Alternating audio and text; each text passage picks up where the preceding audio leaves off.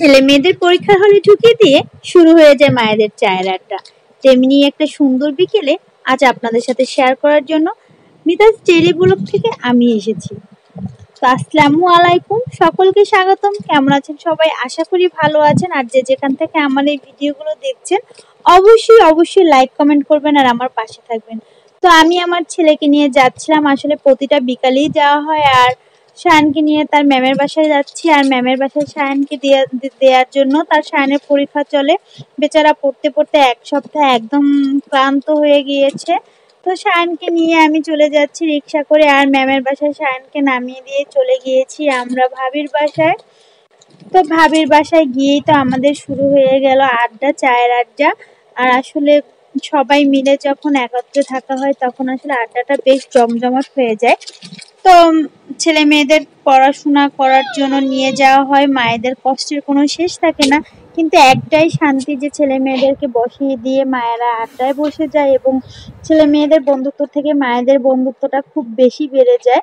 তো আমরা চলে গিয়েছিলাম আজকে আসলে ছাউদামণিদের বাসায়। তো ভাবির বাসায় গিয়ে আমাদের সেই চায়ের আড্ডা শুরু হয়ে গিয়েছে। আর ভাবি যাওয়ার পরেই আমাদের সেই রুয়াবজা দিয়েছে। আসলে এতটা গরম থাকে প্রতিদিন, তো গরমে আসলে ঠান্ডা না খেলেই নয়। তো আমরা আসলে প্রথমেই সেই রুয়াবজা খেয়ে ঠান্ডা হয়ে নিয়েছি। আর ভাবি তো প্রতিদিন নিয়ে যাচ্ছে, আর একে একে সবাই আমরা গল্প করতেছিলাম আর হাসাহাসি করতেছিলাম। তো এদিকে আমাদের আসলে ঠান্ডা খাওয়ার পরে মনে হলো একটু গরম খাওয়ার দরকার।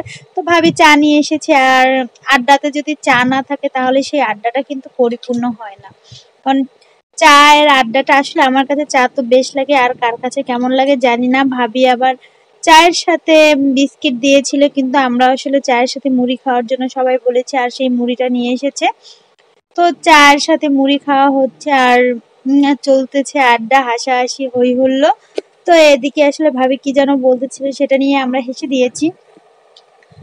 তো এরকমই একটা বিকেলে, সুন্দর বিকেলে আসলে প্রতিদিনই চলে আসা উচিত মানুষের, এক একদিন এক এক জায়গায়। আর সেই চায়ের আড্ডা শেষ না হতে হতেই ম্যামের ফোন চলে এসেছে যে পড়া কমপ্লিট হয়ে গিয়েছে। আর আমরা আসলে অটো করে সবাই চলে আসছি আবার দ্রুত বাচ্চাদের নেয়ার জন্য।